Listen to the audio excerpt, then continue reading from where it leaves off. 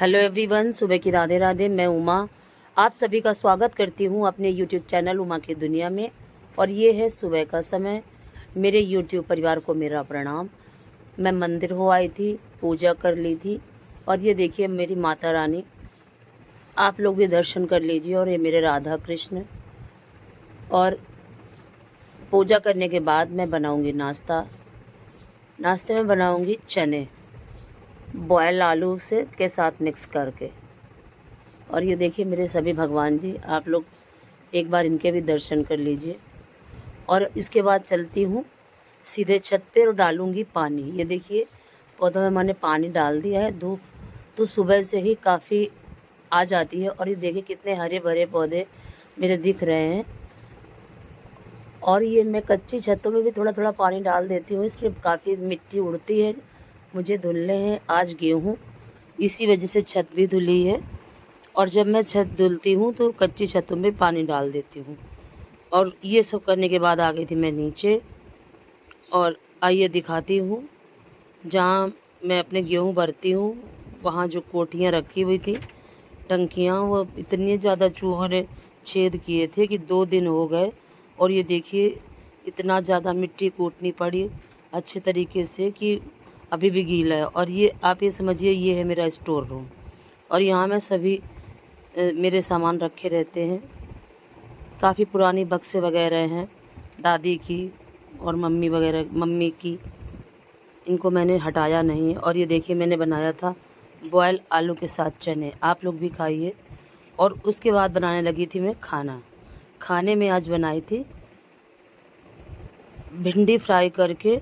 देखिए भिंडी की सब्ज़ी मैंने इस तरह से बनाई थी। काफ़ी पतले पतले टुकड़ों में भिंडी को कट कर लिया था, लंबा लंबा, और बिल्कुल सिंपल तरीके से छौंक दी थी, जो मैंने आपको नहीं दिखाया। और ये देखिए काफ़ी पक चुकी है मेरी भिंडियाँ। और अब इनमें मैं वही मसाला डाल दूँगी, भरवा मसाला, जो जो जैसा कि करेलों में डालते हैं। तो ये भरवा भिंडी तो नहीं है, लेकिन डालने के बाद इसका स्वाद उसी तरह से आता है। और एक बार आप लोग भी ट्राई करिएगा, काफ़ी अच्छी लगती हैं ये भिंडियाँ। और मैंने लंबा लंबा पतला पतला करके काटा है। और जो लोग प्याज खाते हैं उनको तो ये इस तरह की भिंडी इतनी अच्छी लगेगी कि आप रोज़ ही बनाएंगे। तो प्लीज़ ट्राई ज़रूर करिएगा। काफ़ी टेस्टी भिंडी बनी थी। मैंने थोड़ा थोड़ा मसाला पहले डाला, लेकिन मुझे कम समझ में आ रहा था, इसलिए मैंने पूरा मसाला डाल दिया। और इस तरह से देखिए मेरी भिंडी की सब्ज़ी तैयार हो गई थी। और अब मैं बनाऊंगी दोपहर में दाल चावल और रोटी। तो सब्ज़ी मेरी बन चुकी है। इसके बाद बनाऊंगी दाल चावल और रोटियां। और उसके बाद धुलूँगी मैं गेहूँ। जैसा कि मैंने आपसे पिछले वीडियो में भी बताया था कि इस समय थोड़े थोड़े करके मैं गेहूँ धुल के रख लूँगी, जिससे कि मुझे बारिश में परेशान ना होना पड़े। और फिर उस तरफ फिर धुल लूँगी। और इसी तरह से मैं सारे काम अपने करके थोड़े थोड़े रख लूँगी, जिससे मुझे काफ़ी आसानी रहेगी। और आपको क्या बताऊं, कल मेरे साथ एक हादसा हो गया। मेरे बेटे को पता नहीं किस कीड़े ने काट लिया था, इसीलिए मेरा वीडियो भी कल काफ़ी लेट आया था। उसके पूरे शरीर में चकत्ते चकत्ते जैसे पड़ गए थे और मैं तो काफ़ी घबरा गई थी। लेकिन खैर फिर डॉक्टर के पास भेजा तो एक ही खुराक दवा में तुरंत आराम मिल गई। लेकिन कल का दिन हमारे लिए इतना बुरा रहा कि मैं आपको क्या बताऊं। और कल मैं काफ़ी इस हादसे के बाद मैं काफ़ी टूट जैसी गई थी, क्योंकि काफ़ी समय के बाद मैं अपने आप को संभाल पाई हूँ। और ये देखिए मैंने चढ़ा दी थी दाल और डाल दिए थे मसाले। बोलना कुछ चाहती हूँ और बोल कुछ देती हूँ। और देखिए इसमें चढ़ा दूँगी मैं दाल, तब तक कर लूँगी थोड़े से और काम, क्योंकि बीच बीच में बहुत सारे काम घर के हो जाते हैं, उनको भी मैनेज करना पड़ता है। तो कल का दिन मेरे लिए काफ़ी बुरा दिन रहा।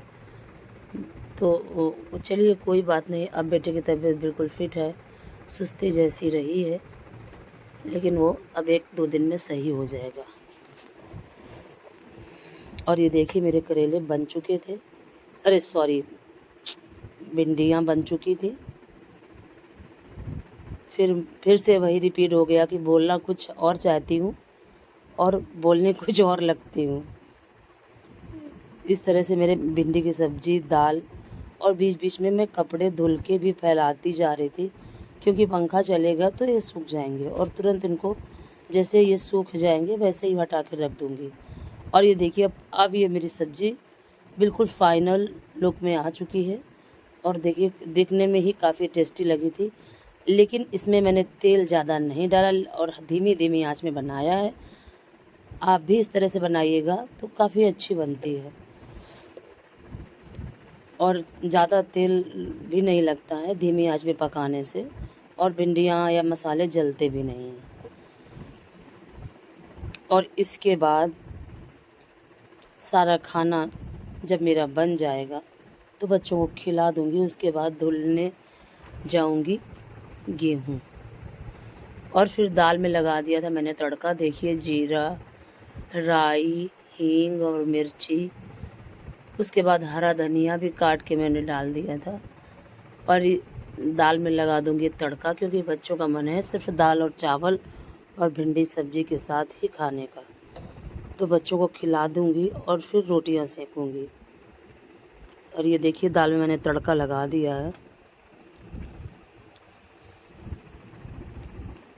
और कुछ दिखाती हूँ, इस तरह की बनी है मेरी दाल, क्योंकि मेरे बच्चे ना तो ज़्यादा गाढ़ी खाते और ना ज़्यादा पतली, मीडियम दाल होनी चाहिए। और ये है अरहर की दाल, और अरहर की दाल और चने की दाल ही मेरे बच्चों को पसंद है। और ये देखिए सलाद भी मैंने काट लिया था, और अब लगा दूँगी बच्चों के लिए थाली। उसके बाद चलती हूँ अपने आगे के काम, बढ़ाती हूँ अपने कदम काम की ओर। और इस तरह से मैंने लगा दी थी थाली, क्योंकि काम तो करने ही पड़ेंगे, काम तो ज़रूरी ही है हम लोगों के लिए, और ज़्यादा ज़रूरी है, क्योंकि काम से ही तो जीवन है। काम ना हो अगर हम लोगों के पास, तो हमारा तो समय ही नहीं कटेगा। और देखिए थाली में लगा के ले आई थी और बेटे को दे दी थी। ये सभी खाएंगे खाना, और मैं तब तक जा रही हूँ धुलने गेहूँ। और ये देखिए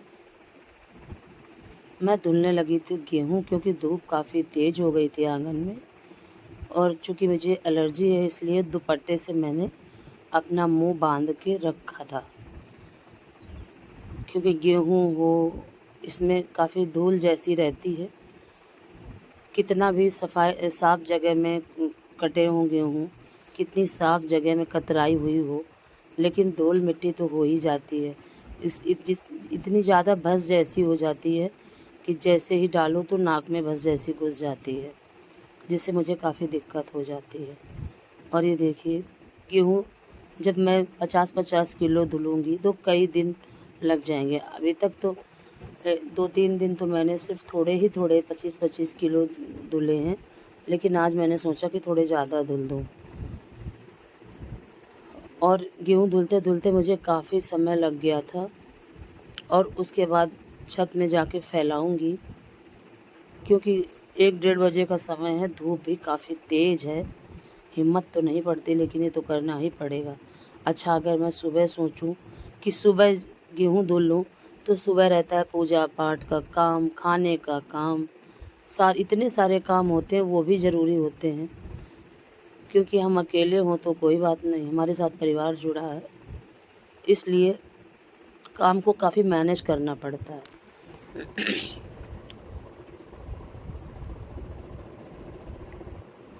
आधे गेहूँ मेरे धुल चुके थे और अभी आधे मुझे धुलने थे। और हम लोगों के जीवन में क्या है, हमारा जीवन का उद्देश्य क्या है, ये तो हमें खुद भी नहीं पता है, क्योंकि ये तो प्रभु की मर्ज़ी के हिसाब से होता है कि हमें प्रभु जिस तरह से नचाते हैं हमें उसी तरह से नाचना पड़ता है। ये तो कहने की बातें हैं, लोग कह देते हैं कि हम जैसा चाहेंगे वैसा करेंगे, ये हम जो शब्द है, कभी कभी अच्छे लोगों को भी बुरा बनना पड़ता है, बुरे लोगों के साथ रह के, लेकिन जो हम शब्द है ये काफ़ी बेकार और घटिया शब्द है, क्योंकि हम कुछ नहीं कर पाते हैं। प्रभु हमें जैसा नचाते हैं हम उसी तरह से नाचते रहते हैं, और इसी तरह से मनुष्य का जीवन निकल जाता है, और हम लोग जीवन की सच्चाई समझ ही नहीं पाते कि जीवन की सच्चाई है क्या, जीवन क्या है और जीवन क्यों है। ईश्वर हमें इसलिए जन्म देता है कि हम अच्छे कर्मों के साथ चलें और अच्छे कर्मों को करें। और मैं तो ये सोचती हूँ कि गृहस्थ में रह के और भगवान का भजन पूजन और अच्छे कर्म इतना अगर करके कोई अच्छे से निकल जाए तो उससे बड़ा और कोई कल्याण है ही नहीं। और किसी चीज़ में आप माला लेके भी ना बैठो, बस एक अपना मन जो है उसको साफ रखो। लेकिन आज के समय में हम जो शब्द है ये काफ़ी ज़्यादा चलन में है, क्योंकि लोगों के मन में तो ये रहता है ना कि हम ही करते हैं जो करते हैं, लेकिन सच्चाई इससे अलग है, क्योंकि हम तो कुछ करते ही नहीं हैं, करने वाला कोई दूसरा है। हम तो सिर्फ कठपुतली हैं और हम नाचते रहते हैं सुबह से शाम और शाम से सुबह, और इसी तरह से दिन निकल जाता है। और हम सोचते हैं कि आज हमने ये किया, आज हमने वो किया। नहीं, हमने कुछ नहीं किया। प्रभु ने जो कराया वो ही हमने किया। हमारे तो करने की कोई औकात ही नहीं है। अगर उनकी इच्छा ना हो तो एक दिन का भी इधर से उधर नहीं हो सकता। मैंने अपनी लाइफ से यही सीखा है कि जीवन में जो भी होता है वो हमारे अच्छे के लिए होता है और सब प्रभु की इच्छा से होता है। कुल मिला के इन सब बातों का सिर्फ ये ही मतलब है कि हम अपने जीवन में अच्छे कर्मों के साथ अपने धर्म के साथ आगे बढ़ते रहें। कठिनाइयाँ तो बहुत सारी आती हैं, लेकिन वो सारी कठिनाइयाँ धीरे धीरे कम हो जाती हैं, और धीरे धीरे जो सच्चाई है वो सभी के सामने अपने आप आ जाती है कि हम सही, कि हमारा समय सही, कि हम गलत, कि हमारा समय गलत। और समय का उतार चढ़ाव तो हमने नहीं, सभी ने देखा है। भगवान राम ने देखा, भगवान कृष्ण ने देखा।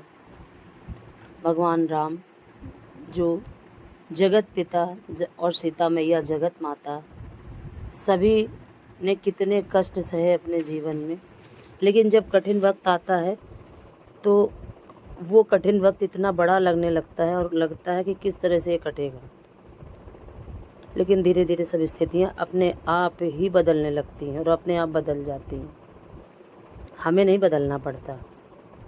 और जो ये सोचते हैं कि हम करते हैं, तो हम शब्द ही बहुत ज़्यादा घटिया है।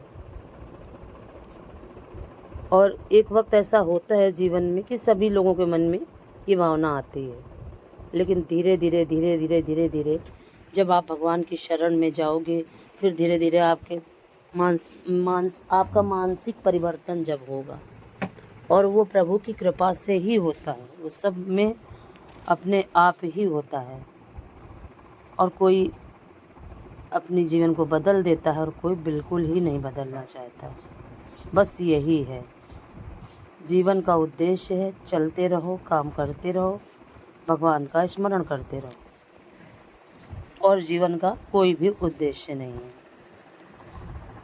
और इस तरह से आपसे बात करते करते देखिए मेरे गेहूँ काफ़ी धुल चुके थे, और उसके बाद मैं इनको फैला दूंगी, और उसके बाद आ गई थी। देखिए दिखाती हूँ, आज मैंने भगवान का घड़ा एक अनवासा है। वीडियो लाइक करें, चैनल को सब्सक्राइब करें, प्यारे से कमेंट के साथ मुझे मोटिवेट करें, और इसी तरह से अपना सपोर्ट बनाएं।